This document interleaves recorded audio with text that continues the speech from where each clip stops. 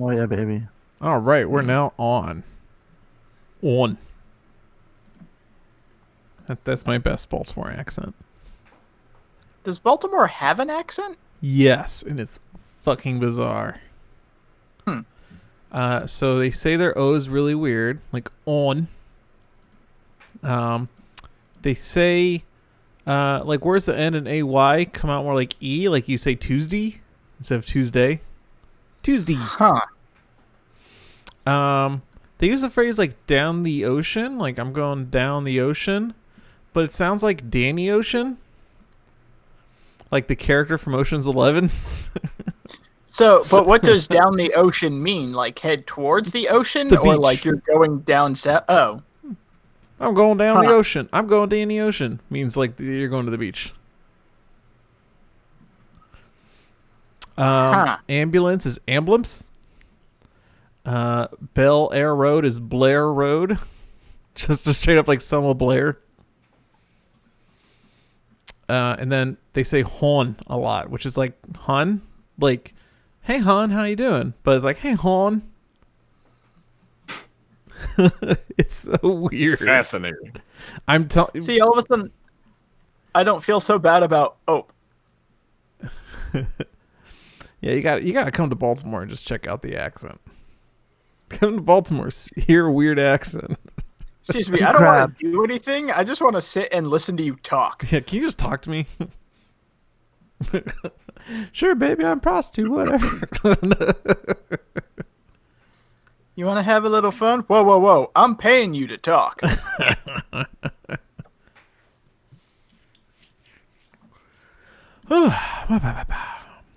So, does anybody feel like they have a really exceptional game tonight? I do not. Mine is I'm not okay. surprised. I mean, mine's a fun game, but I don't necessarily think that it's exceptional. Okay, Johnny, start the show with my game. Okay, got it. And it's all going downhill from here. Hmm. Just the way we like it.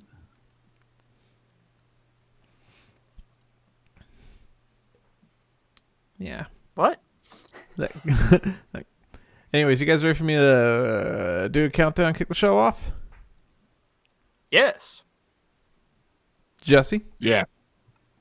Yes. All right. 5, 4, 3, 2, 1, go. Welcome to Gain That Tune.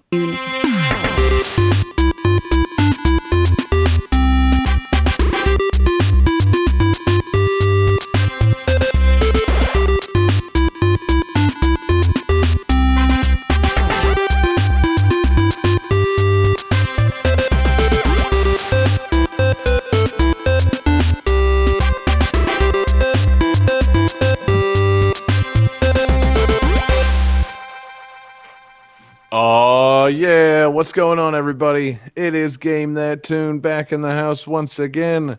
It's your boy, John Harrington here. We got John Regan with us. Say hey. Hey.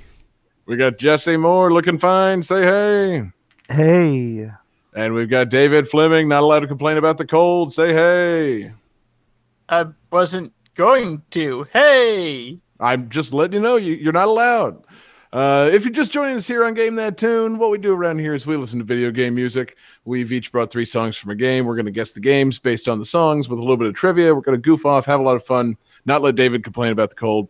And the winner at the end of the night gets to pick a theme for the next episode and play some bonus tunes. And man, it's been a couple weeks since we've been on, so let me rack my brain on this one. Our winner last time we recorded was it was Jesse Moore, the fantastic Jesse Moore. And Jesse, what theme do you have picked out for tonight's show? Well, I figured it being a new year and everything, and a new year is a new adventure. So adventure games, not quite, the point and click adventure games, but just games where you go on an adventure. Yes, I like the theme. I like it a lot. There's it's a wide open theme because, I like games where you go on an adventure as opposed to games where you don't go anywhere. It's the kind of games I like to play. They take place in a setting and then it changes to a different setting and, perhaps even a third setting. And, it's yeah, it's a good category of games that send you on an adventure. So yeah, we've got a great game tonight, great show, great fan request, and Johnny, I think we just gotta take our first steps on this adventure, and start it off with game one. Game 1.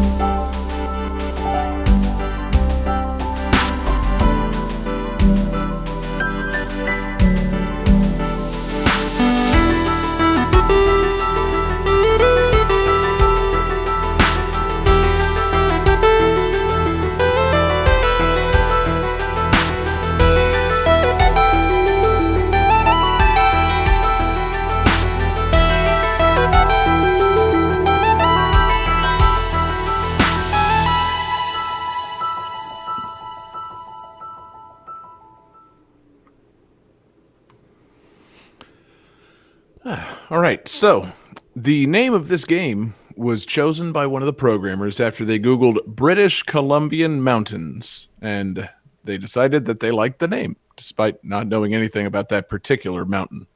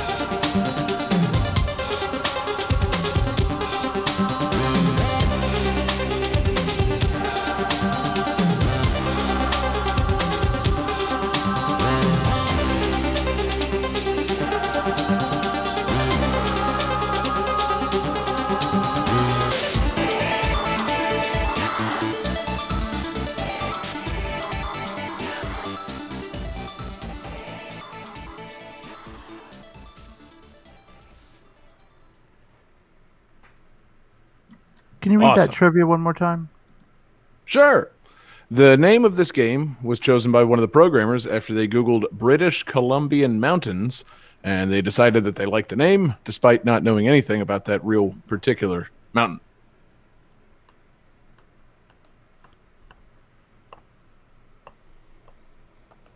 How's everybody feel? Pretty good. Terrible. Feel pretty good. Right. See what we got. So Jesse says Bugaboo Spire, which is sadly incorrect. Johnny and David both say Celeste, and they are correct. Hell yeah. Oh, Man. shit. Yeah, that game. I hear it's pretty good. It is pretty good. I have spent some amount of time with it. Not much, but some. And I think it's pretty goddamn fun. For a game about battling, crippling depression and anxiety, it's pretty goddamn fun. Yeah, this game is like on my list to get very shortly, just because I've heard like it's a hard as nails classic platformer style. It's like that sounds like fun. It's like that really intricately deals with mental illness. Like I am intrigued. Yes. I would like to experience this. Do tell. It's I haven't spent enough time with it to get to the real overt mental illness stuff, but it's pretty cool, man. Like you start off and you're a girl climbing a mountain just because you've decided you want to climb the mountain, and then as you complete one of the first areas, you get confronted by a shadow version of yourself who kind of pokes at you a little bit and fucks with you and alters the level around you in a really cool way. That God, the levels in this are really fucking cool. It's a weird relaxed otherworldly vibe in this game. It's like, oh, you're climbing out. It's like, nah, really you're playing some Super Meat Boy type shit with some really cool weird spacey level designs. And then when the fucking when the shadow version of you starts like pursuing you, then there's like it was. I'm gonna ramble all over the place because it's all like fresh and I haven't had time to really process it. Like, you got to set up basic mechanics, and the first area teaches you how to basically do everything. You can like climb and do an air dash, and blocks fall, and you learn what you can do to interact with the environment. And then like there's no real punishment. You die, you go back to the beginning of that same room. But then, like, in the next area, the shadow version of you starts pursuing you, and if they fucking touch you, then you got to start the room over. So it adds an extra layer, and also, I guess, eventually that's, like, there's the metaphor for the, like, depression and anxiety. It's always following you, and sometimes it's after you, and sometimes it alters the room in a helpful way. Like, you got to learn to deal with that part of yourself. I don't know. I haven't gotten that far. But the parts that I have played are a really fun and hard platformer, and I'm really enjoying it. And it's just like, yeah, I could see this being that thing that I like just play a few levels of every night, and it's really fucking cool, man. Yeah, I've heard that there. Oh, I'm sorry, Johnny. Go ahead. No, you go ahead because my thing's a little bit. It's on topic, but off topic. Okay. I was gonna say there's one section in particular, and I've only heard about it. I believe it involves a train, maybe, but I have heard that there is one point where, as you play the game, it literally makes you feel like you're having a panic attack. Like people who have experienced anxiety attacks have played this game. It's like, no, that's what it is. Kudos to you. You pulled it off. Nailed it. Good. Yeah, cool. That's I can't wait to see that. Because so far I'm just talking about how it's kind of a nice, like not particularly punishing platforming game. It's like, oh, eventually it makes you feel like you're having a little panic attack. Like, oh, good, I guess. Yeah, I don't know. I do that enough. I have enough real panic attacks. So right, yeah. I don't. I mean, I don't know. We'll see how it goes, but I don't know if I have a whole lot of like parallels with this, or I mean, we all have our depression, and to some extent, like we've all felt some sort of degree of panic. But I don't know if I have enough to identify with this game or not. I don't know. I'm just really enjoying the game. I think the art's really fucking cool, and the platforming's really tight, and just like the guy's story of why he made the game, and how he feels like it can actually help people process their like emotions and deal with things like that. I think it's really cool. I don't know. There's I haven't played enough to like really scratch the surface and get further into it. So I'm looking forward to the day of like, hey John, you've been playing Celeste, right? How is it? Man. Yeah, exactly. It broke me. It finally broke me.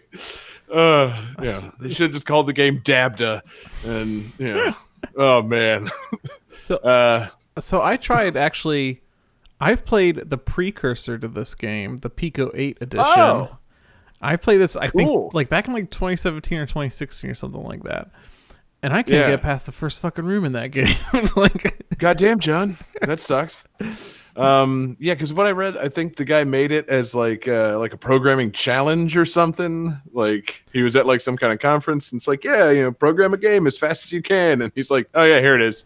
yeah. Pico it's a climbing and like platforming game. There's a lot of Pico 8 games that are results of game jams. Do you know, like, I mean, I've sent you some of them before. Like, you know when I send you those weird fucking games like Saxo Fight, where you're a saxophonist trying to catch all the notes? Or you say you've sent us that, but I don't recall that at all. That sounds like something you probably thought, I should send the guys this. And then you thought better of it and didn't send it to us. or either that, he did send it to you, and John, you just need to check your spam folder in your email. Right. The John filter. Yeah, like there's a whole world of these great tiny games. They're called Pico 8 games. And the idea is that it's a, quote, fantasy console in the sense that it's like, it's not a real game console, but it has some restrictions similar to like a Game Boy kind of thing. And so I think a lot of people like to make games for it as sort of like a restricted environment, see how creative they can get under these conditions that they kind of put themselves under. Like there's only, I think the pixels are 8x8 and it can only make 4 sounds. You're just too good at making games, so you have to restrict yourself to making lesser games. Yeah, there's some. It's a problem I deal with all the time. And there are some pretty fun ones. And like I said, there's some pretty weird ones like Saxo Fight. I really recommend Saxo Fight. Okay, John. Thank you. But yeah, anyway, I really recommend Celeste. Yeah, again, I haven't gotten far enough in it to really make my recommendation, but having played just a little bit of it that I have, I'm like, oh yeah, I'm gonna beat this. I'm gonna fucking crush this. I don't know if I'm gonna crush like every part of it. I heard there's like, I think there's like a B side, which is like a remix level, and a C side for every area. So I don't know.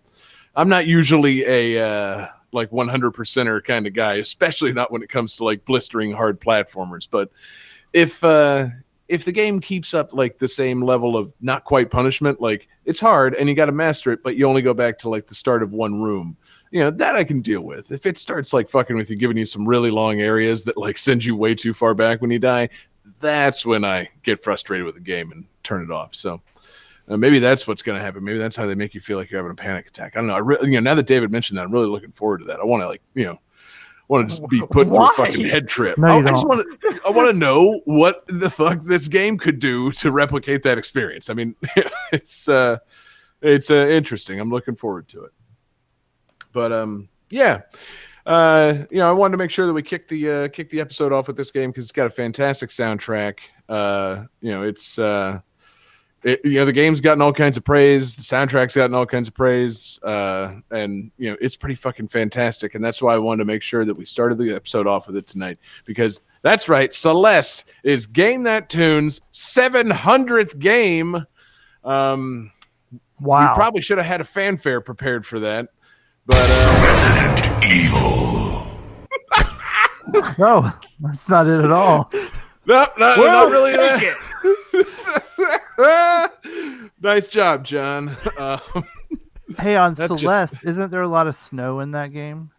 There is, and that's another reason I chose it. It's like, well, it's a mountain climbing game. It's snowy, little Arctic vortex action. It seems a little windy, and yet you just persist in the face of the wind. The wind whips you in the face, and the main character, she's not even wearing a scarf. She's just like putting her face out there to be frostbitten. It's tough. Yeah, man, she's tough as nails. So it's really going to make me feel bad when I make her have a panic attack or like hate herself by playing this game. I don't know. It's going to be weird. But it's a fantastic game. I'm having a fun time with it so far, and I really can't wait to see how it progresses. And then what these guys do, going forward. Because it seems like if you can make a game like this, like conceptualize it at a game jam, and then just kind of, I don't know, crank it out and have it mean, something really special to this many people, I think that you might have a good future making games. One hopes. So, yeah, it's good stuff. It's good tunes. And Johnny, let's just keep it moving to the next game. Game 2.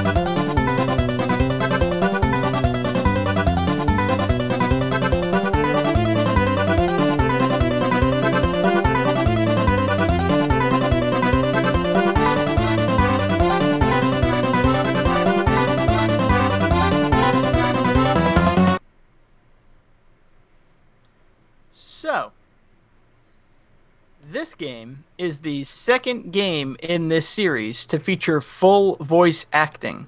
However, unlike the first game in this series that featured voice acting, none of the lines were new recorded lines. They were all pulled from a previous source.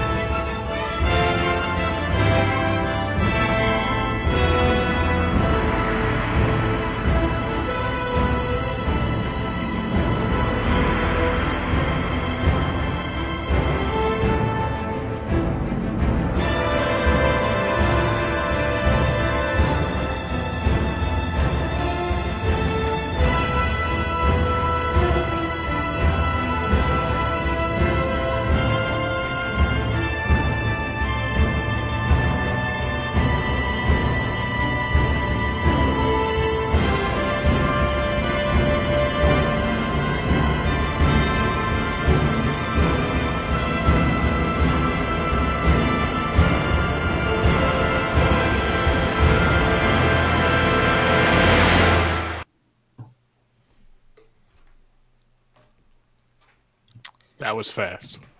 Anybody got some guesses written down? Read the trivia one more time. Yes, of course. So this is the second game in this series to feature voice acting. However, unlike the first game, none of the lines were recorded for this game. They were all pulled from a previous source.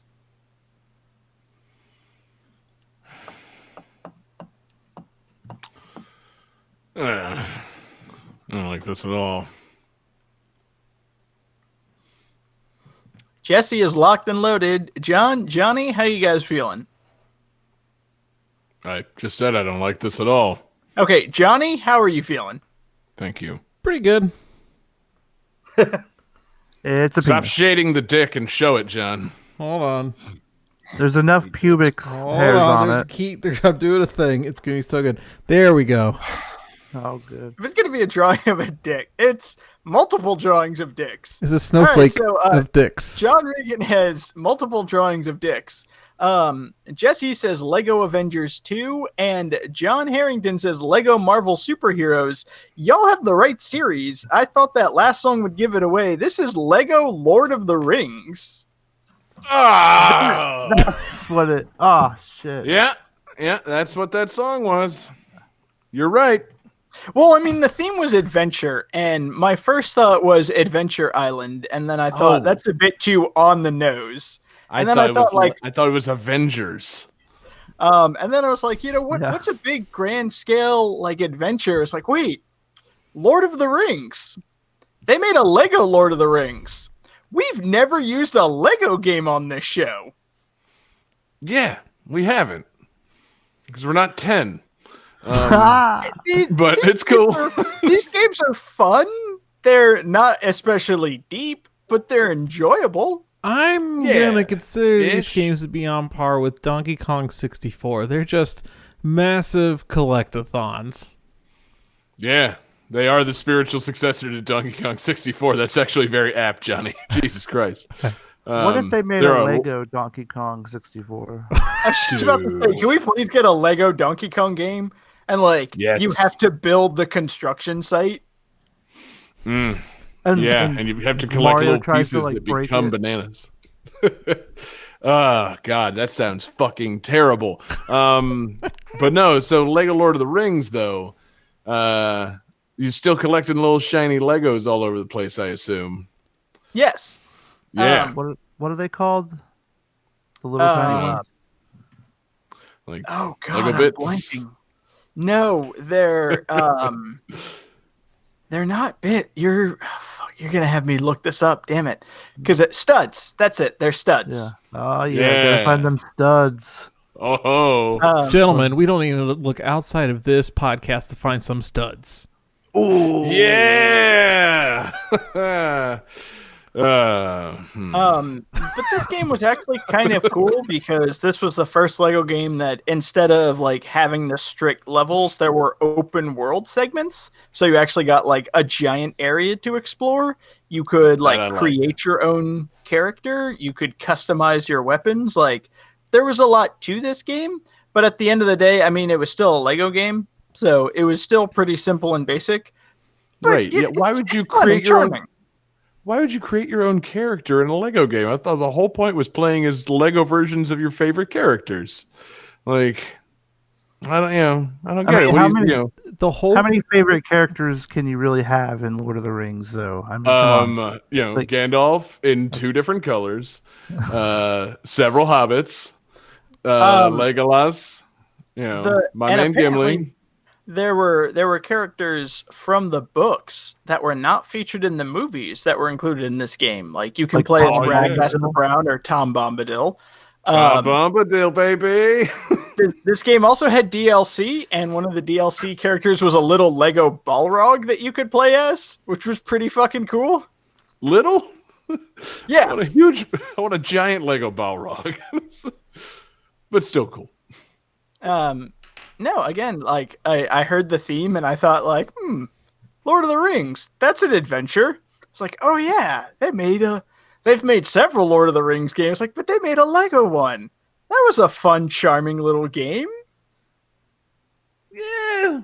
Apparently, I'm the only one who feels that way on Game That Tune. No, they're fine, man. The Legofication of like charming family games kind of bugs me. I feel like it's just, I don't know, kind of dull and it's like done to death. I'd like to see actual like movie games at this point rather than fucking Lego versions of movie games. Like they came out that like Lego Incredibles. I'm like, you seriously can't just do an Incredibles game to tie into Incredibles 2? Like, why they gotta be Legos, man? Like, yeah, like I bought the Lego Jurassic Park game because it came out for Mac. I was so excited.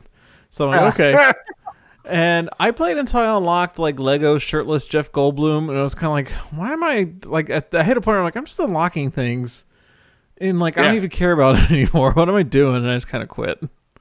So that's how it was for me. You unlocked Lego shirtless Jeff Goldblum. Was like, all right, the game has peaked. I'm gonna turn this off. Like it's all downhill from here. Yeah, like exactly. I once I unlocked Lego Wayne Newton, I thought that was pretty great. But then I found out like, oh wait, no, there's a Lego shirtless Jeff Goldblum. Hello, Wayne Newton. Isn't that his name? Doug Shane. You know what you're thinking? Thinking of Wayne Knight, who played Newton. Wayne Knight. Who played Newman, and not in Jurassic Park. Wayne Newton. Oh my god. I mean, that's the crossover we should have. Is Seinfeld goes to Jurassic Park? Okay, so I think we just found the episode title for this week in Wayne Newton. Lego Wayne Newton. Oh god. There's so much to unpack there, but yeah, we do need Lego Jurassic Park goes to Las Vegas and gets serenaded by Wayne Newton. And preferably Lego Seinfeld goes to Jurassic Park. Yeah, but then somehow that ends up in Vegas and Wayne Newton's there. I'm into all of it. I'm not gonna go with the Wayne Newton thing. Jesus. I have an excuse for a lounge singer in a Lego game. I'm not letting that go. Damn it. Yeah. No, but yeah, so yeah, I understand. You get to the point where you have unlocked Lego Dennis Nedry. It's like, wait a minute, what am I doing right now? Like this is absurd. That's how I felt playing the Lego Marvel Superheroes game. It's like, Jesus Christ, there's like 250 fucking characters to unlock. Do I want to like play enough of this game to unlock like Lego Howard the Duck? No, I don't. Like, I don't know. That guy sounds pretty cool. I'm just saying, it's 250 characters or whatever, and there's only 8 different character types. So it's like, okay, no. But yeah, no, there's some fun to be had with the Lego games. I don't know, but it's the movie tie-ins that bug me. I actually enjoyed Lego City Undercover for the time that I played it, but these Lego movie games just don't do it for me. That was one thing that I was kind of disappointed about Lego Lord of the Rings, is because there's a lot of like weird crossover characters here and there. Like I know Lego Star Wars, you could unlock Indiana Jones. And Nice. I believe in Lego Indiana Jones, you could unlock another character from like an upcoming Lego game. But there's none of that in like Lego Lord of the Rings. Like playing Lego Lord of the Rings as Darth Vader would have been awesome. But sadly, that wasn't an option. Like all of the unlockable characters were strictly Lord of the Rings, which is fine if you're a huge Lord of the Rings fan. But also at the same time, like throw somebody random in there, like Lego Lord of the Rings, but with Batman. That sounds amazing. Yeah, or just pick any character that was also played by an actor in Lord of the Rings. Like, you know, Sounds oh, good you can too. play as Boromir. Why can't I play as Alec Trevelyan? That's Sean Bean. Just change the hairpiece. No problem. Like, you know. Yeah, And there was oh, like I could play I as was very Frodo.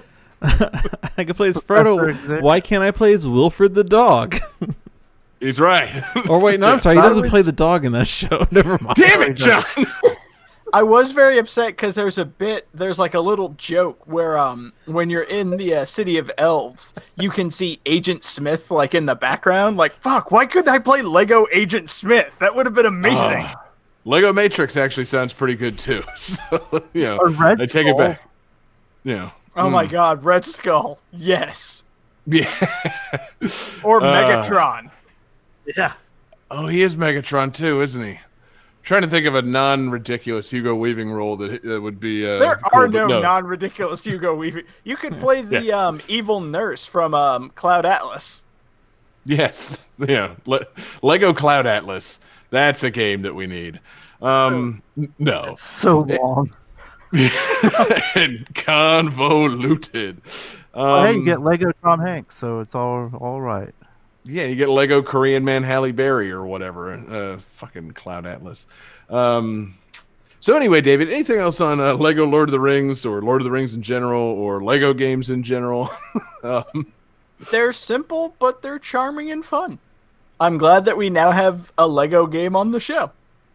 Exactly. Pop that cherry, and that's the end of that. Next No, I'm episode kidding. theme, Lego games. Yeah, exactly. Oh, shit. Games that have been made in Legos. No, it's a rich theme. There's numerous movie tie-ins that we could do with that, but maybe we'll pick a better theme than that. We'll just see. We'll see. Johnny, what do we got coming for the next game? Game 3.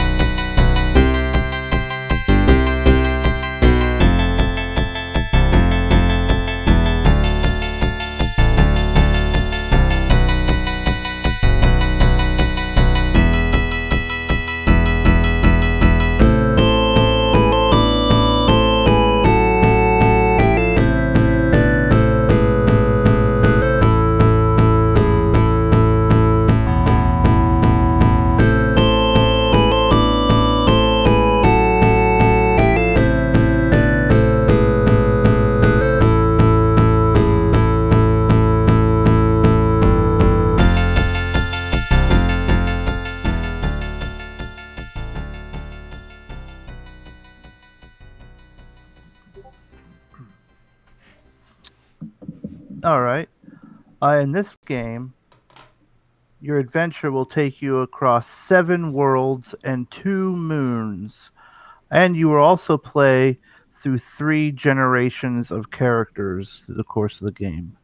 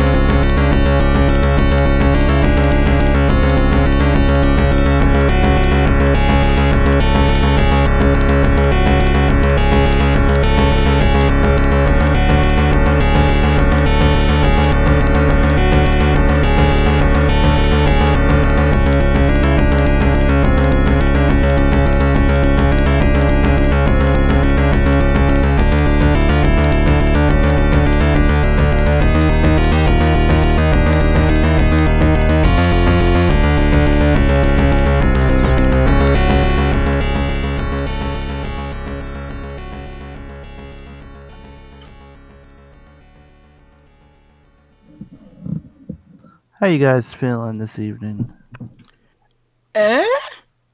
Pretty good. Fan. All right, let's see what you got. Tonight. Ooh. Oh, wow, this is fun. Okay, John says Phantasy Star 2. Wrong. David says Phantasy Star 4. Wrong. We played that on the show also. Yeah. And Johnny says Phantasy Star 3, which is correct. Oh! What's up guessing? Hey, I mean, that's what we all did. As soon as I'm not the last person to be announced, I know I fucked up. Should have fucked up with that number 4 because that's the only previous Phantasy Star game that Jesse's used on the show. But, you know, I don't have the encyclopedic knowledge of this show like you do. This has been well established. Goddamn shame, man. You know, I'll definitely delete that database of games that I frequently reference. Cool, man. Phantasy Star 3. Oh, yeah. What a game. Yeah. What's your favorite part, John? The number 3. Yeah, it's a pretty good one. Is it written in numerals? Is it written in the number 3? I don't know. 3 eyes. So. All right, good. I typed it correctly into the caption for the show. I like that the subtitle is Generations of Doom. That's dope. Right. And you go through 3 generations, which is might have to do with the 3. See, you know, that's the thing. I didn't Google much help on this because I was like, well, it's clearly a Phantasy Star game, and then I just Googled like Phantasy Star series, and I clicked on Phantasy Star 2, and it said Phantasy Star 2 takes place like 1,000 years after the previous game. I'm like, yeah, they're cool. There's probably generations of that. Moving on. Like, you know, if it takes place thousands of years after something, sure, it's probably all good. So, are the generations that you play as, are they doomed, or are they like bringing doom? Are they wrecking everybody's shit through 3 generations? I think they're trying to stop Doom from happening. See, I have this really neat, but it's such a good game. Is it literally just the family history of Doctor Doom? Like, no. It's just grandfather, father, and son, all who happen to have the last name of Doom.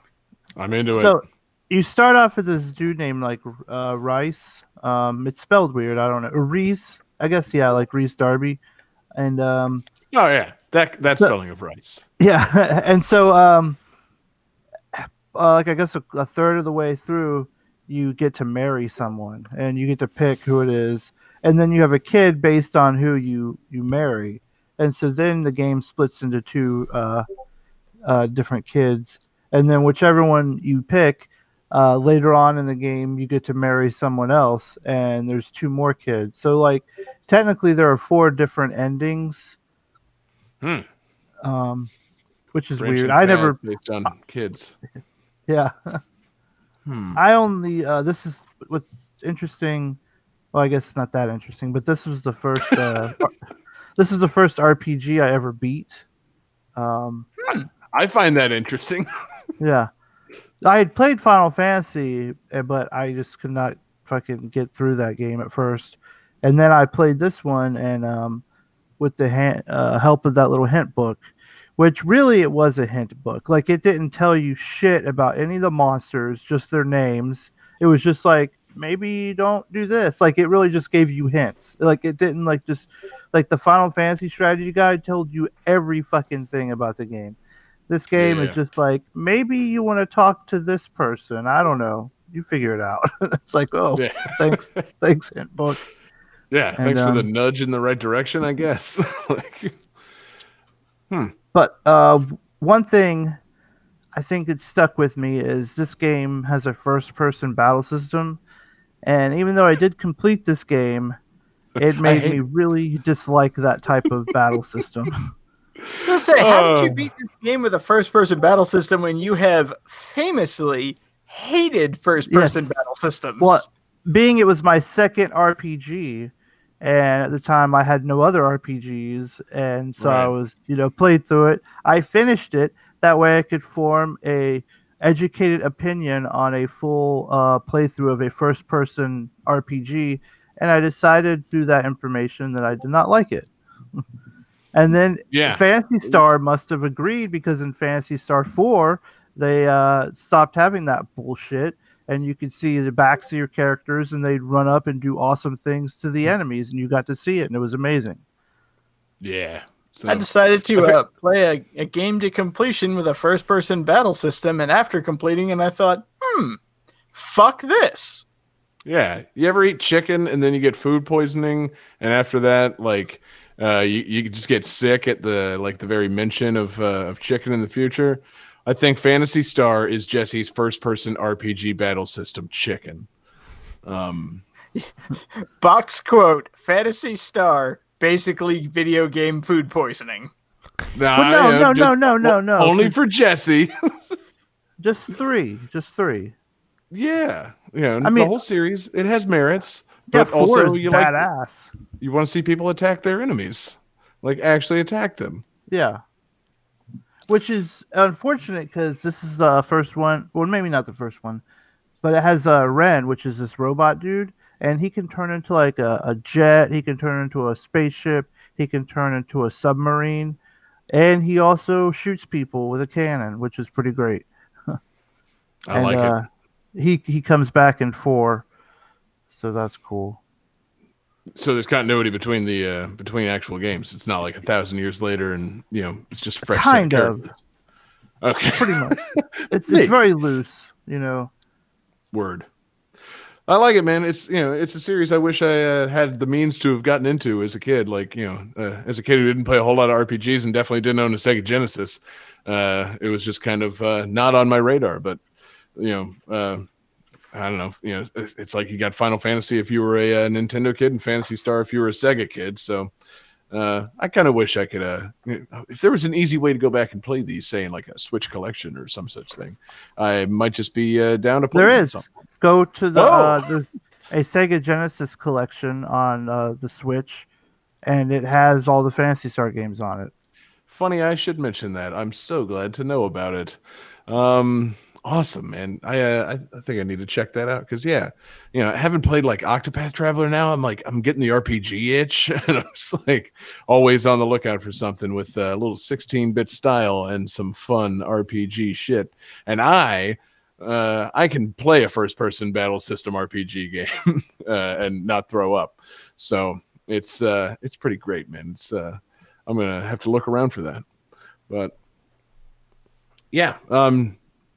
Jesse, anything else on Phantasy Star 3 or first person RPG battle systems in general? Have you come around to Earthbound yet?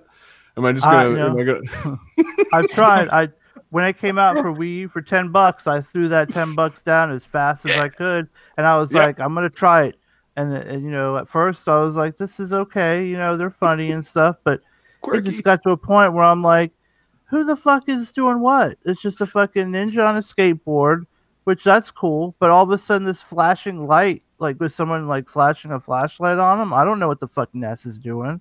Is he on the phone with his dad? I don't fucking know. His dad is the phone. Yeah. I'm sorry, I just still live the like. Have you given any thought to Earthbound? Yeah. No. Yeah. And my thoughts are not great. Anyway, I want to like it. I want to so bad, but I can't. I know. It's a game that dares you not to like it. But I don't think Phantasy Star necessarily does that. It just has that particular battle system that Jesse doesn't like. So we'll find a first person battle system game for you one day, man. It'll come back. Someone's bound to make a new version of this that just really tickles your fancy. But in the meantime, let's just keep seeing what we do and letting our attacks play out and see the enemies die the way Jesse likes. And move on to the next game. Johnny, what do we got, man? Game 4.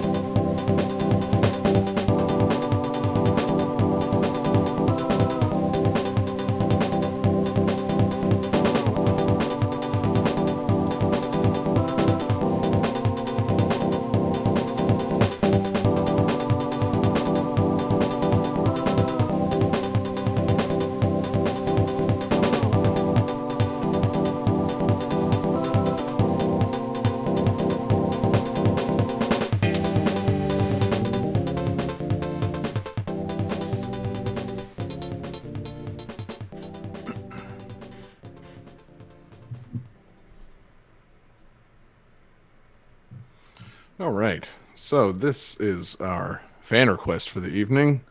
This one, let's see. It comes to us from Blanche in our Discord server. Thank you, Blanche, for the request. And despite the huge amount of treasures to collect throughout this game, there are actually only 12 treasure chests found in the game. David, what's up on Discord?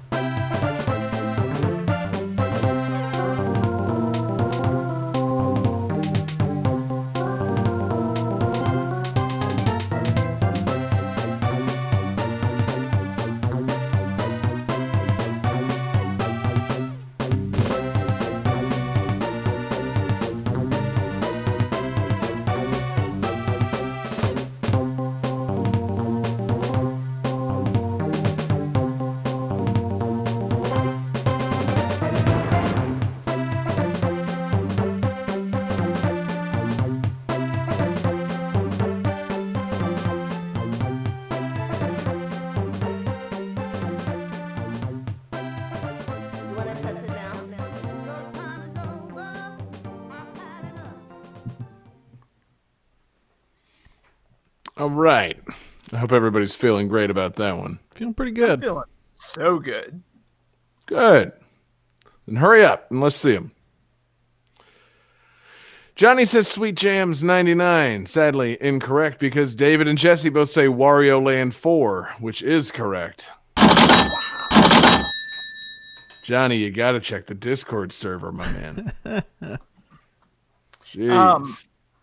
I will say I actually got this game based on that last song because I don't know about anyone else, but I played Wario Land 4. This game is pretty fucking great. Yeah. Yeah. It is. It's a lot of fun. Fucking weird. I love Wario games though, man. You know, I was like, oh man, yeah, fucking Wario Land. And then that just took me back to the fact that we've already used Wario Land Shake It. And then that took me diving down the wiki hole to be like, wait a minute, has it been like 10 years since we've had a fucking Wario platforming game? Like, what the hell? Like, they should totally bring these back. But yeah, Wario Land 4, man. So David, you played it. Give us the rundown. What's the deal? So the game starts off with Wario chilling, watching TV, and then he hears about like an archaeologist excavating a pyramid. So he hops in the Wario mobile, and he drives off to this pyramid. So you go through 4 sections of this pyramid to like steal as much treasure as you can. Yeah. and you basically collect. It's like a classic Wario Land game. It's, you know, side-scrolling action adventure game. You're exploring, you're collecting gold.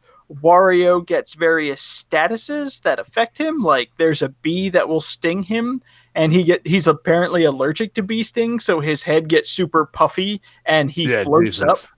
So you can like fucking, instead of like Mario games where you pick up a flower and now you have a projectile, like shit happens to Wario and it just kind of changes him. So like you get all swollen up and allergic and swell and you can float. So that's how you get to like higher sections of the level. It's, as you said, it's really fucking bizarre. Yeah, I like it though, because like in Mario games, like, yeah, oh, you picked a flower and oh, you've got, you know, you can shoot fireballs. In Wario, it's like, you know, he only gets status changes because bad things happen to him. It's like he gets set on fire, so he runs around like crazy and can like burn through certain things. Or, you know, he gets fucking stung by a bee and has an allergic reaction, so his face puffs up like a balloon.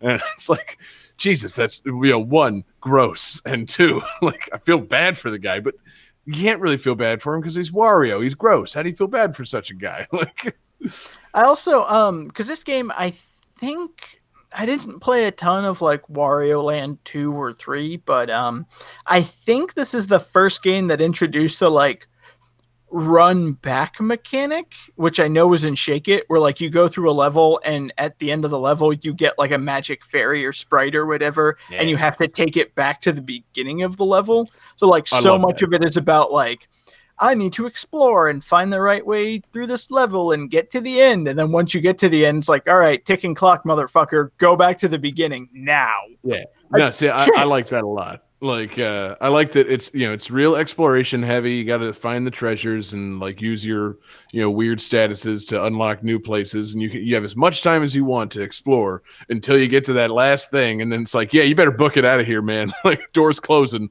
hurry up.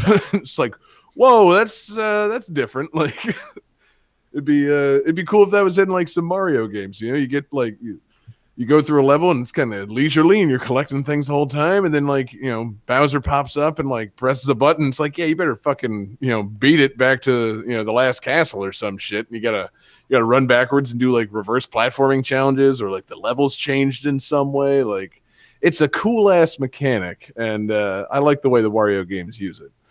That's why I'm kind of excited about the new Yoshi game, Yoshi's Crafted World, or where like you go through the levels and then you can like go into the background and basically go through the levels again, but in reverse because you're going through the background of the levels. Like that looks like it requires a lot of design time, but that's a really cool idea.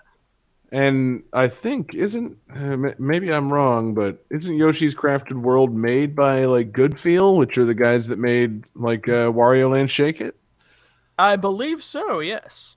So it's got a little of that Shake It pedigree, which I don't know how much. I mean, yeah, let's see. Yeah, oh yeah, Wario Land Shake It was Goodfield's first game, and Yoshi's Crafted World will be their most recent game. So yeah. It'd be cool if they work some of that in there, because I like the Yoshi games. They're fun. They're charming as shit. They're adorable. But like, I like how you can. I just like the Wario stuff because it's like, yeah, it's exploration and take your time and think it out and get through the puzzles. And then, also you need to be able to fucking hurry up and like and complete a level. It's a nice mix. It's a lot of fun, and it'd be cool if that made it into more games going forward. There's so many like nice little shakeups to the platforming formula, and it seems like they don't do it a whole lot in like the mainline Mario series, because they for a while were doing it in the Wario series and other games like that. Now it's like, okay, so it's been 10 years since we've had a Wario game. Like, you're gonna shake up the platforming and anything else at some point? No, I don't know. Like, you're gonna give Luigi a badass shoulder charge, or have gross things happen to the princess when she gets stung by bees? I mean, no. Then you should probably make another Wario game. Yeah, I love the idea of like the Wario game just being like ideas that were too weird for Mario. Like, Mario, let's turn him into a penguin. That makes perfect sense. Let's turn him into a zombie. No, save that for Wario Land. Like, yeah, that's a hard pass. Vampire Mario? No, thank you. Wario Land Vampire Mario? Yeah, what the fuck? Wario Land is the garbage disposal of ideas for Mario games. Like, just shove it in there. Yeah, Wario Land's the garbage can pizza. It's just all those toppings that you swept off the other things, you dump them on there. And maybe it makes a delicious pizza pie. Maybe it makes a big Wario pizza pie and it tastes disgusting, but it's also a lot of fun. Yeah, I don't know, but yeah, I like the Wario games, man. I wish they would come back. And I wish there was a easier way to play some of these these past Wario games. I guess they this one was Game Boy Advance, and it came out on like the Wii U Virtual Console, and it came out for like 3DS Ambassadors. So I guess David does have it in a couple of different possibilities. I have the original Game Boy Advance cartridge too. That too, but yeah, I'm just thinking it. I don't like hating on Nintendo for not doing enough with their like virtual console services because I'm not that kind of guy. But it would be pretty cool if we could get some more of these systems. Like I would love to have Wario Land sitting on my Switch right about now. I might give you about $3.50 for that. I might give you upwards of $4 or $5 even if you make it the right game. Like they need to make these games available to people more easily. Because they're fun. I mean, the Wario sprite work in these is disgusting and just hilarious. Like these shouldn't be lost to time just because they're on Game Boy Advance, a system that no one has anymore. Like, I love people how need to see fat-headed Wario. It's terrifying. I love how it's like a very pixelated Game Boy Advance, not the best hardware, and yet somehow they still managed to make him extra fat. Like, Wario is supposed to be fat, but if you look at his sprite from Wario Land 4, it's like, damn, that is an obesity crisis. Like, fuck. He's bulky. They used every pixel, man. They had to get that paunch in there. I heard a rumor that they actually had to, like, when they were designing the Game Boy Advance and they're coming up with the figures, and they came up with the original size for sprites, and the Wario Land team had to come be like, no, you got to up that a little bit. We need it bigger. That's 128 pixels wide is nowhere near enough. That's a rumor you actually heard, or are you doing a bit right now, John? It's a bit. Okay, just checking.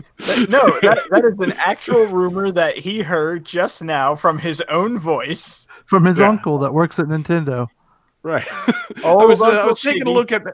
I was talking to my realtor. I was thinking about buying houses, and out of nowhere, she just goes, I heard that they had to up the pixels on the Game Boy Advance to accommodate Wario's punch, and I thought, I think I need to hire a new realtor. No, I don't. Look at this kitchen space and these incredible counters. Did you know this about the Game Boy Advance? At which point Johnny's wife said, we should go. No, that is exactly who I want to help buy me a house. They get He's me. like, Wario? I was hanging out with Gunpei Yokoi, and he was telling me all about this handheld thing he wanted to make, and we were talking bits. That's what we need. Instead of Wario Land 5, we need to have Wario's Realtor Adventure. Wario and sell people houses. Perhaps not his realtor adventure, but a Wario that takes place in anything resembling the real world, like Wario traveling around and excavating real world places would be a lot of fun. I mean, seriously, like explore the real world. Make the only thing that actually takes place in this Earth Wario Land, not Mario. Mario's off in some other dimension, but Wario is the thing that's in this dimension. Like, I think I just want to play as Wario working at a deli. That's what I want to do. I don't know, man. He doesn't look like he would wash his hands. Exactly. No, so Wario's cross-contamination. You know how New Donk City is like very clearly based on New York City? What we need is for a Wario game set in Diamond City, but it's clearly based on Detroit. Yes. If there was a more Detroit person for like Nintendo, I can't think of it. Wario's Detroit as fuck, man. Episode title. Episode title might be Wario is Detroit as fuck. We need an 8 Mile remake starring Wario. Frankly, I'd watch it. But and then obviously he would team up as Waluigi as Robo Waluigi and patrol the streets. Okay. So a Wario game that only takes place in Detroit-based movies. Like, you got your RoboCop, you got your 8 Mile, you got your Detroit Rock City. Got your True Romance. Yeah, oh, dude, it's True Romance starring Wario. Oh, God. on. Would he be Christian Slater in that, or Yes. or the Obviously. Trish Arquette? Yeah. I mean, both are good options, but anyway, that's a great idea. Yeah, Wario, he's the hero that Detroit needs. he's fantastic. And thank you, Blanche, for this request. Fantastic game, fantastic weird Game Boy Advance tunes. And Johnny, it's time to move on to the final game of the night. Game 5. Johnny's game of all games.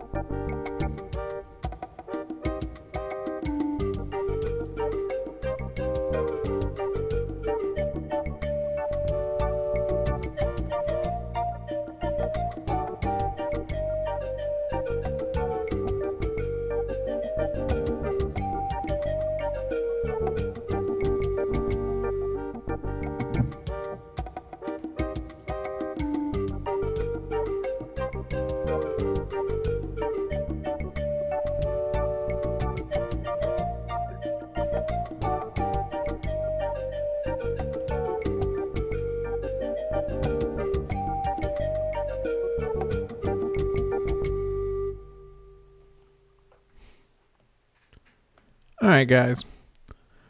When the troll lifts up his hood to reveal when the troll lifts up his hood to eat the red herring, it will reveal him to be George Lucas.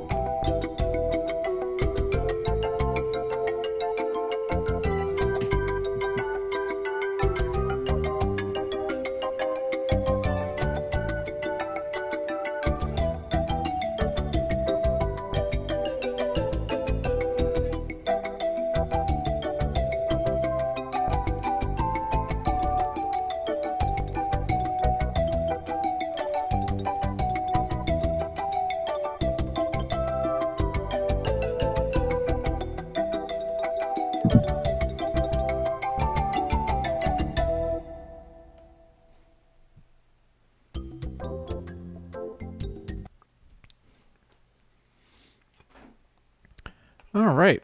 Guys got some answers? Oh yeah. Yeah, sorry.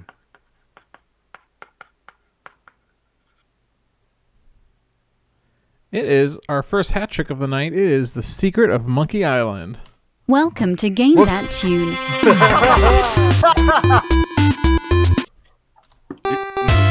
I'm gonna let it play.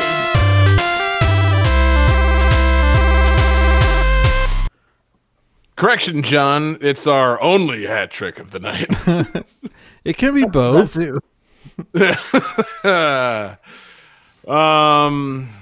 Man, I appreciate the giveaway trivia because I've never been a Monkey Island guy. It's is there really an adventure in this game, John? I challenge. Yes. I mean, they are in the genre of adventure game. So I mean, And you go on an adventure. You play as Guybrush Threepwood. You arrive on Melee Island with the goal to become a pirate. And you're given 3 tasks to complete. You complete them. You fight a ghost pirate. You win the love of somebody. And you become a pirate. Wait, maybe you become a pirate. I can't remember if at the end you just give up on the pirate and get played, or if you go and become a pirate. I don't think Guybrush ever becomes a pirate in any of the Monkey Island games. And I think that's like the running joke, is he's the worst pirate. I'd believe it. Although, to be fair, I haven't played a ton of Monkey Island, so... Yeah. Johnny, did you just say everything you have to say about this game in like 15 seconds flat? He's like, I gotta go to bed. Calculating computer activated. Whoa! No. I just, I got nothing, man. Point and click adventures aren't my thing. I appreciate LucasArts for the point and click adventures they made. I mean, this and Grim Fandango and whatnot. But I don't know. It's not engaging enough for me. I need real action. I need, controller inputs and moving myself around, not clicking on things and I don't know, solving, I'm assuming, riddles and puns and whatnot. Lots of puzzles, yes. Lots puzzles or puns or riddles, wordplay. Lots of hard as balls puzzles. Yeah, that red herring one for the troll is like hard to figure out. And George Lucas is the troll? Yes. There's a troll, you need to feed him a red herring to cross a bridge. You solve some puzzles to get the herring, give it to him, and he lifts up his hood, and it's George Lucas. And then microwave Dick, anything? Or he's a troll in this one? That's, I think, a DLC option, is you get to purchase a microwave online and bring it to George Lucas and watch him slam his dick in it. That'd be good. It's like, you're supposed to give him the red herring, but if you give him the microwave, it, it also gives you a little something. Yeah, it's an alternate way to get past the troll. Yeah. He gets so distracted with the microwave, you just waltz on past. Yep. It's not a bad idea. Wasn't it also a LucasArts game that was Day of the Tentacle where you could microwave a gerbil? So, a microwave as an item in a LucasArts adventure game, there's precedence for that. Are you unclear on the origin of George Lucas slamming his dick in a microwave? No, I'm well aware. I'm just saying, I'm trying to find like a canonical reason of why Secret of Monkey Island would have a microwave in it. Because Maniac Mansion, the previous game, which we covered on LucasArts game we covered on Game That Tune, if you put a hamster in the microwave, you get a game over. Right. And there's a LucasArts game that features a microwave. Yes. Thank you for confirming everything I said. Okay. You just said as though you didn't understand our bit. I mean, my connection is George Lucas is in the game. George Lucas, renowned for slamming his dick in a microwave. So the reason it's George Lucas specifically slamming his dick in the microwave is that Maniac Mansion is based off of Skywalker Ranch.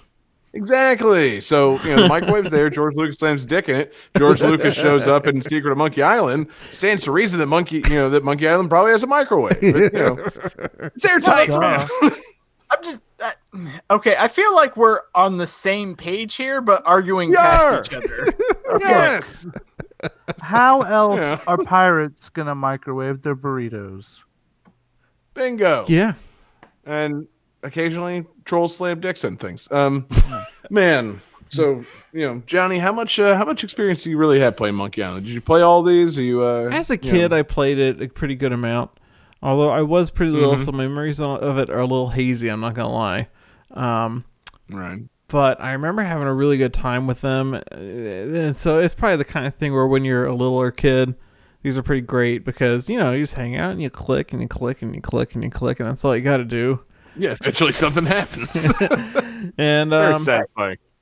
I do kind of enjoy, like, I kind of enjoy the art of these games because they're kind of, it's so low res, like so low res. And when it's that low res, you tend to kind of like use your imagination a bit more, I think, and you kind of get a little more attached to the art than you normally would have. Because like they made some HD remasters of these games, Nice. and it's just I can't get into them as much because I'm like, like that shipyard looks too good. No, I need to look like garbage so that I can make it look how I want in my head, and I can put my own personifications onto every character and every item and so on and so forth. Less detail that they put in means more detail I get to put in. Exactly. Yeah, I don't know. Yeah, these games they're charming, and I know they're beloved by people that grew up with them. But like I said, I don't know. I think also in the case of Monkey Island, I think I always confused it with the Island of Dr. Quandary, which was like an educational Mac game that I was playing in like 5th grade, and it's not that at all. So and Dr. Quandary's fine. Don't get me wrong, but I it's think not those something were Sierra games, though. Yeah, they probably were. But I'm disappointed. I get the feeling these were more entertaining and less educational. Yeah. There's nothing to learn in these games. Oh, that's good. That actually makes me want to play it more. For some reason, I always thought they were educational in some Not capacity. at all. Like, oh, good. No, you just want to learn how to properly insult somebody while sword fighting. You can learn that. Some pretty good insults. That's about it. I like it. Good, man. Yeah, I'm disappointed. I figured my game would be short, and I thought we might end up in a tie, so I had a whole lightning round prepared. But that's fine, Johnny, because I have a lightning round prepared. Hit it. Double lightning round. I think it's interesting that you have a lightning round prepared and you have a lightning round prepared because I don't have shit. Johnny, I'm not kidding. Hit the lightning round. lightning round. So wait, whose lightning round are we doing? Are we doing mine? Yeah, what's yours? Oh, so my lightning round. There, we're not tied, but I do want to see people get extra points on this. So I've got. Hold on, how many games do I have here? I've got a list of 20 games, and we're just going to do a little fill in the blank and see who ends up with the most points at the end of the night. What was your lightning round, John? Is this a point-and-click adventure game or a choose-your-own-adventure book? Oh. That doesn't sound fun. Yeah. That sounds like it might actually require thought. I feel like we should go with my lightning round. It's it's much less serious than that. Okay, let's do yours. So yeah, I'm going to give you guys the year of the game coming out, and I'm going to give you part of the game's title, and you guys have to fill in the blank. And let's see, how are we doing on scores tonight? Okay. So David's ahead of John and Jesse. So calculating randomly, the first person is Jesse. So okay, Jesse, 1989, blank of Dino Ricky. Adventures. That is correct. Johnny, 1999, Sesame Street, Elmo's Letter, blank. Adventure. That's correct. David, 1998, C, The Contra, blank. adventure? That's correct. A sweep on the first round. All right, back to Jesse. 1989, blank of Lolo. Ooh. Adventure. That is incorrect. The answer is Wait. Adventures of Lolo. That's what I said. I heard. Did you say an S? Yes. Oh, okay. Well, really pronounce that S. Sorry. I heard it. Yeah. Okay, I'm gonna give it to him. Johnny, 1990, Bonks blank. Adventure. That's correct. David, 1993, Kirby's blank. Oh fuck. I'm sorry. What was the year again? 1993. I'm gonna say Adventure. That is correct. Oh, Whew. Going back to Jesse, 1988, Zelda 2, The Blank of Link. Adventure. That's correct. Johnny, 1989, Castlevania, The Blank.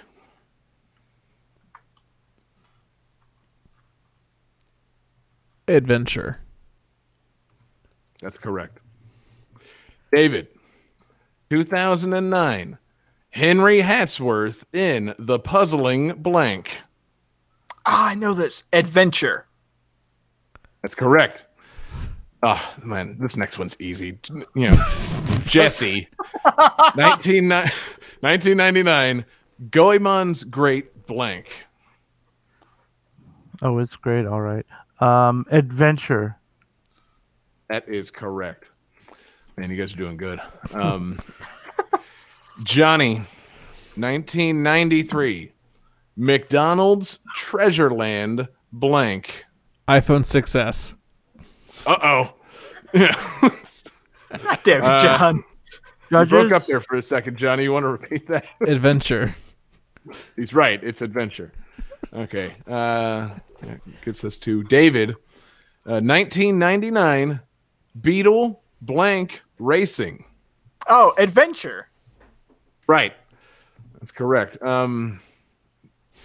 Jesse, 2000, Muppets Monster blank. Adventure. That's correct. All right, Johnny. Oh, I'm glad you got this one instead, David. 1990, blank in the Magic Kingdom. Ah. EMA 300. I'm sorry, Johnny, Adventure. Okay, now, I'm sorry. I just want to make sure I heard you right. Oh, was that Adventures. Plural. God damn it. See, I want to make it wrong, but yeah, you took advantage of my bad hearing. And yes, you are correct. It's Adventures in the Magic Kingdom. All right, David, 2000, the Miss Blank of Tronbon.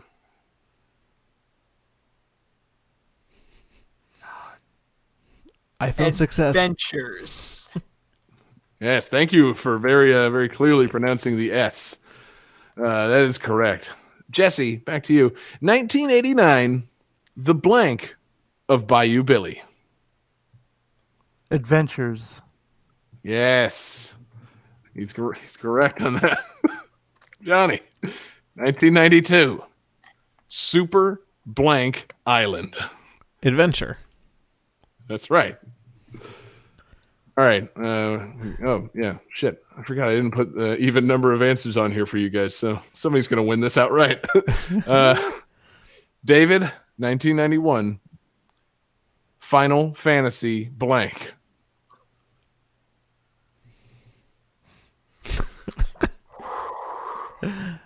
Tricky one. Adventures. I'm sorry, Adventure? No. You said Adventures. I need you to get this wrong. So, yes, it's Final Fantasy Adventure. That was close. I almost had a 100% on this lightning round. Jesse, last chance, 2002, Star Fox blank.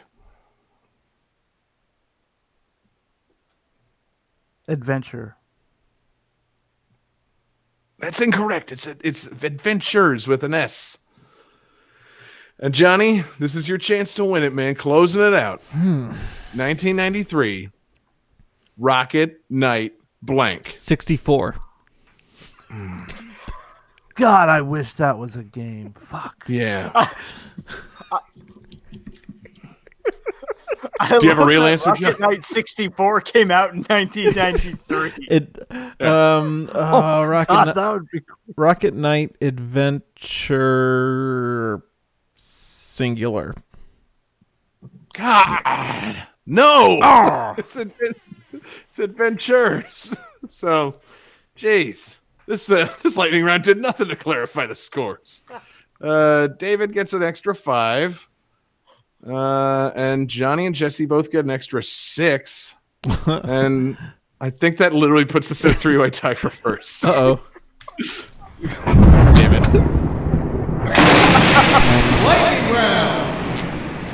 You know, Alright. some people say lightning doesn't strike twice. This is But just game that tune. this is just We've gonna finally be done it, folks. this is just gonna be between David and Jesse, and because it's a double tiebreaker, let's just make this a sudden death. Once you lose, you're out.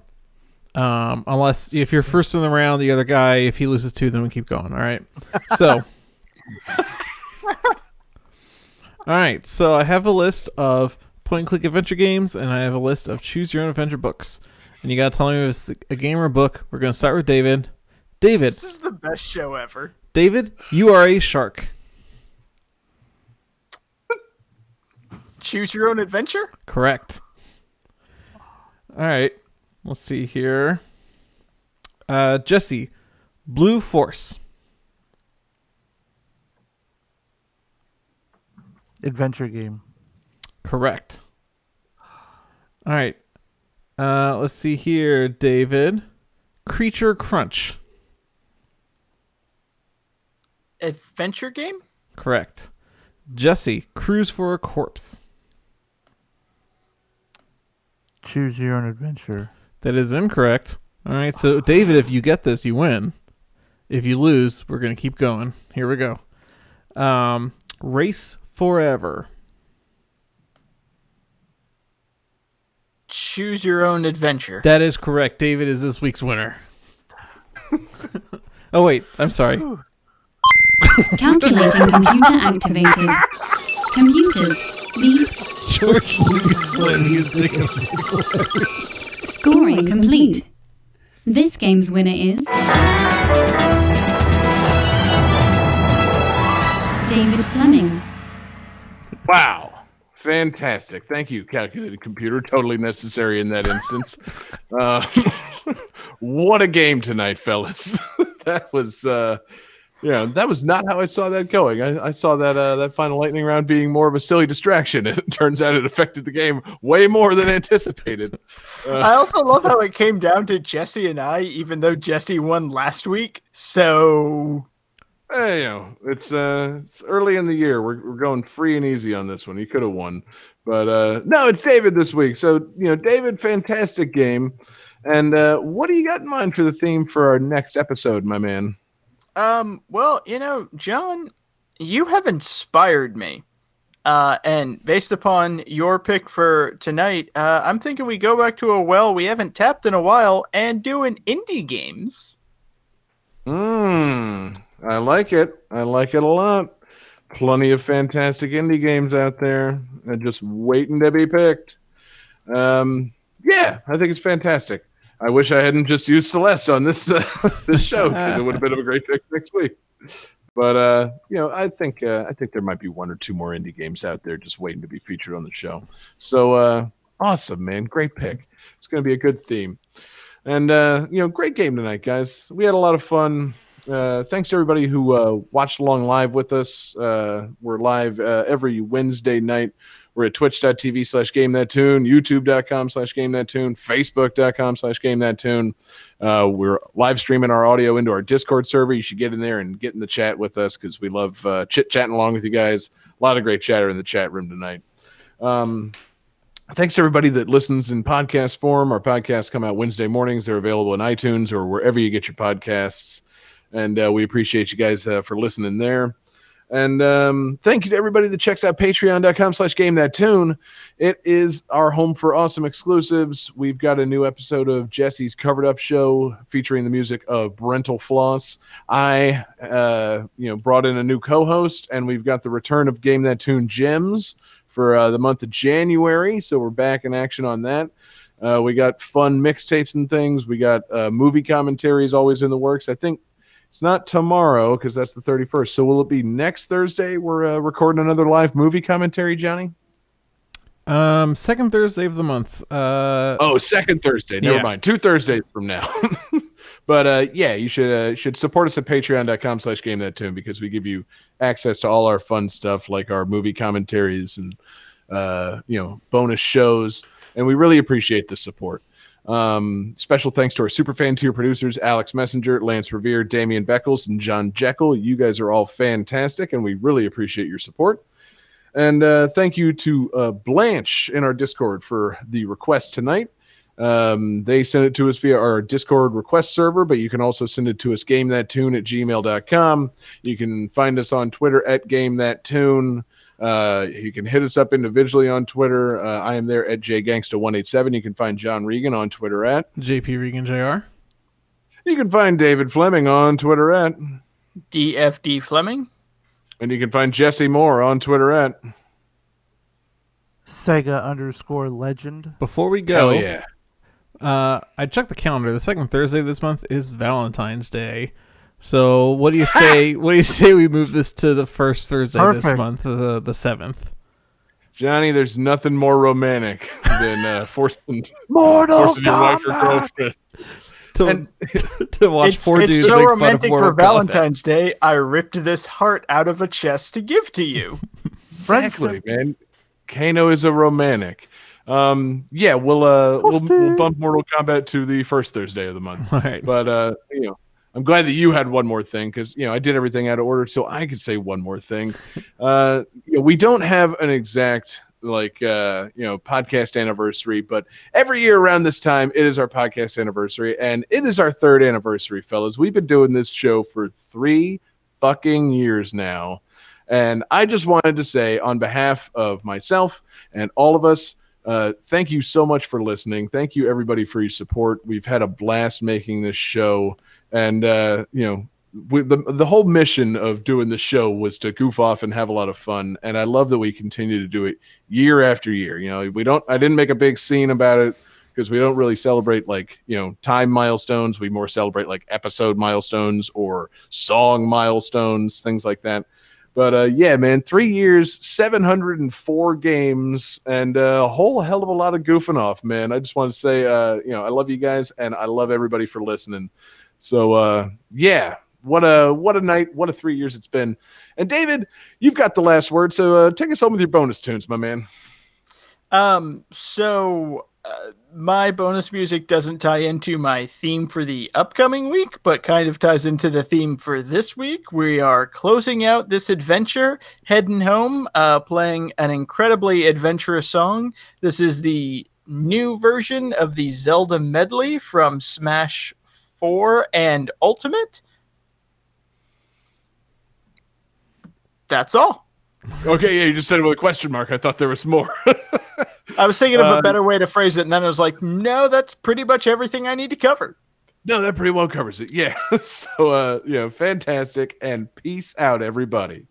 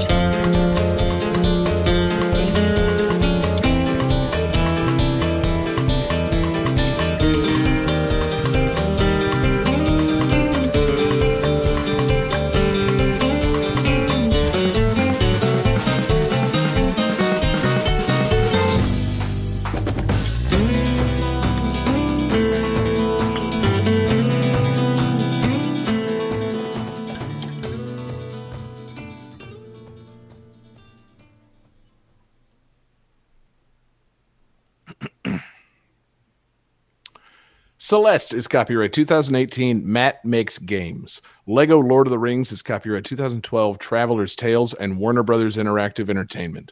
Phantasy Star 3 Generations of Doom is copyright 1991, Sega Games Company Limited. Wario Land 4 is copyright 2001, Nintendo of America Incorporated. The Secret of Monkey Island is copyright 1990, Lucasfilm Games.